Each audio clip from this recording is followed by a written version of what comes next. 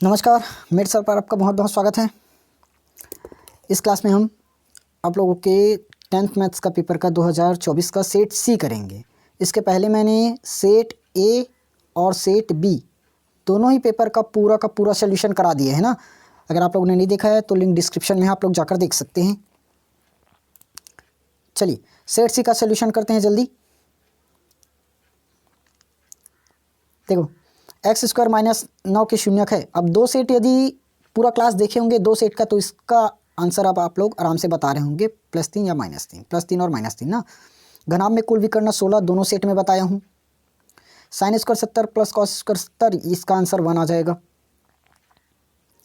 ढाल या प्रवणता दिख रही है -4/5, साफ है।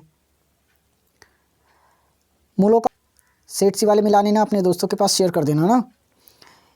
एक वृत्त के अंतर्गत खींची गई सम 10 भुज की प्रत्येक भुजा केंद्र पर खाली स्थान अंश का कोण बनाती है। दोनों सेट में, एक सेट में 8 भुजा दिया था और एक सेट में शायद 6 भुजा दिया था।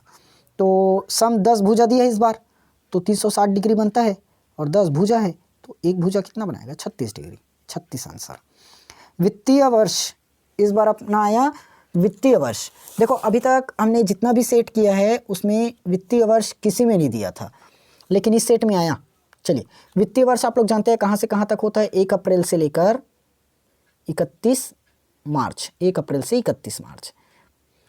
यहाँ पर x = 2 और y = 4 रखना है। यहाँ पर 2 रखो और यहाँ 4 रखो, तो ये बन जाएगा 7 दूनी 14 -4 चौक 16। आंसर आपका निकलेगा -2। cos 90 - थीटा मतलब सबको पता है sin थीटा होता है भाई। वृत्त के अंश माप खाली स्थान होता है। घूम गए इसी क्वेश्चन में आकर बोल रहे थे। देखो 360 डिग्री वृत्त का कोण कितना डिग्री बनता है? 360 डिग्री तो बनाता है ना। चलिए सत्य असत्य पर आ जाते हैं थोड़ा सा, इसको भी देख लेते हैं क्या बोले। देखो किसी समानुपात के मध्य पदों का गुणनफल उसके चरम पदों के गुणनफल के बराबर होता है। सही बात है। मध्य पद A/B/C/D, ये दोनों मध्य पद है और ये चरण पद है, तो ठीक वही तो बनता है क्या? A/B C/D करोगे, A/B और C/D, तो C/B और A/D ही तो आया, A/D और C/B। तो देखो मध्य पदों का गुणनफल ही निकले ना, मतलब सत्य। वृत्त के एक ही खंड में बने कोण परस्पर बराबर होते हैं। सत्य है। जिस राशि पर ब्याज की गणना करते हैं उसे मूलधन ही तो कहते हैं। यदि किसी बिंदु के निर्देशांक 4 0 है तो y अक्ष पर स्थित है। गलत बात, ये तो x अक्ष पर है। y निर्देशांक 0 है। चतुर्भुज के आंतरिक कोण 180 अंश होगा। कौन डाले हो? चतुर्भुज के चारों कोणों का योग 360 और अंदर में 4 ही कोण तो बनेगा, सब 90 90। sin 64 - cos 64, ये माइनस है ना बीच में। sin 64 - cos 64, देखो हम बदल देंगे साइन को, cos 90 - थीटा, वो बन जाएगा sin 64 माइनस में sin 64, दोनों कट जाएगा। इसके बाद देखो बीच की दूरी ज्ञात करनी है। इस बार बीच की दूरी अब हर सेट में तो करा दिया हूँ, इसलिए अब डायरेक्ट आंसर जल्दी जल्दी बता रहा हूँ ना। इसका आप लोगों का निकल जाएगा 5 इकाई।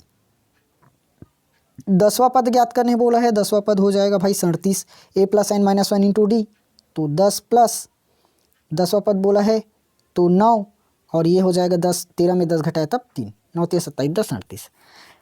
गुणनखंड में आंसर होगा आपका -2 और -1। बहुलक कौन सबसे अधिक बार आए हैं ये तो देख सकते हो, आंसर कमेंट करके बताओगे कौन सबसे अधिक बार दिख रहा है इसमें। ठीक, इस बार मूलों की प्रकृति बतानी है। मूलों की प्रकृति इसमें आपका निकलेगा काल्पनिक और असमान। आप लोग आंसर कैसे कैसे डाले हैं कमेंट सेक्शन पर ज़रूर बताना। ठीक, 55 सेंटीमीटर वाला रेखाखंड है, उसको हमें 2:3:6 में बराबर बराबर भाग में बांटना है। ठीक, तो कितना निकल जाएगा? 6 3 9, 9 2 11, 11 5 55, 5 आएगा। उसके बाद प्रश्न नंबर 9 में आपका आंसर हो जाएगा 20। 10 में 10 तो आप लोगों को बनाना ही पड़ेगा, लिखने वाला है। और ये मैं जितना भी प्रैक्टिस सेट दिया था उसी में है ना पूरा का पूरा क्वेश्चन, कोई अलग से बाहर से नहीं आया। ये आलेख आप लोगों को इस तरह से ही बनाना था, देख लो चला जाएगा। इसमें आप लोगों का आंसर 13 आएगा। कितना डाले हो आप लोग कमेंट सेक्शन पर ज़रूर बताना कि कितना सही हुआ है। ठीक, और अगले पेपर की तैयारी कैसे चल रही है। देखो उसके बाद इसमें आ जाएगा आपका 21। 2 सेंटीमीटर वाली 64 गोलियों को पिघलाना है और नया गोला बनाना है, तो बड़े गोले की जो त्रिज्या है वो होगी 8। इसमें इसका आंसर हो जाएगा 2। और देख लो अथवा में आप लोगों का आया है पाइथागोरस प्रमेय, यही है ना, समकोण त्रिभुज में कर्ण का वर्ग शेष दो भुजाओं के वर्ग के योग के बराबर होता है वाला। माध्य, अब इधर तो पूरा का पूरा पिछले सेट जैसा ही है, तब भी मैं आंसर बस को बता देता हूँ, 23.5 ही आएगा। इसका आप लोगों का हो जाएगा 34.34, बोले तो 34.34। 15 इस क्वेश्चन को बनाना। देखो अब क्वेश्चन नंबर 16 क्या बोला गया है, रवि ने 200 रुपये प्रति माह की दर से 5 वर्ष के लिए आवर्ती जमा खाता खोला है, तो इस पर आप लोगों का निकलेगा 13,525 रुपये। ठीक, 13,525 रुपये।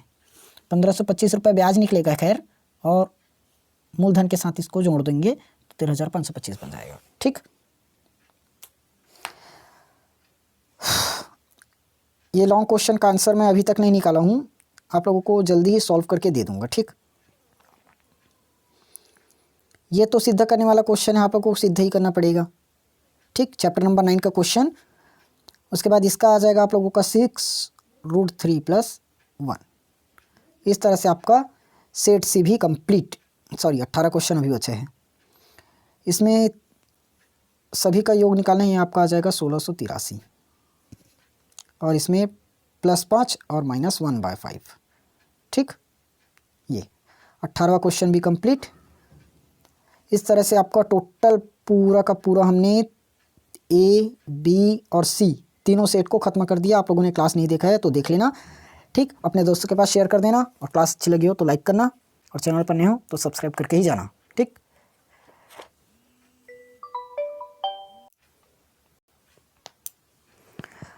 चलिए अब आएंगे आप दूसरे क्लास में, जिस दिन आप लोगों का पेपर होगा।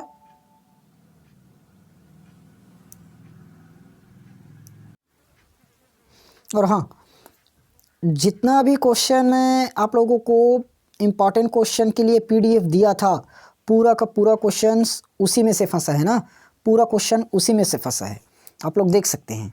ठीक, 1-2 क्वेश्चन जो स्मॉल क्वेश्चन है, एकदम शॉर्ट टाइप का क्वेश्चन, वो नहीं फंसा था, बाकी सभी क्वेश्चन आया हुआ है।